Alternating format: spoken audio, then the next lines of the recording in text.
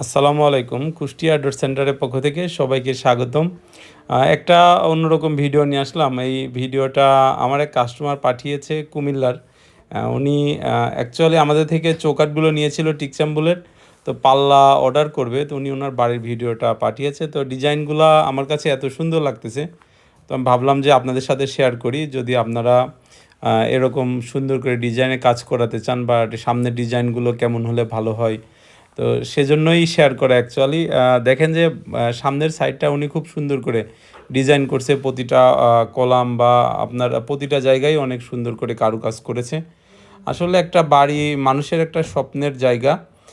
মানুষ সারা জীবনের ইনকাম দিয়ে সারা জীবনে একটাই বাড়ি করে।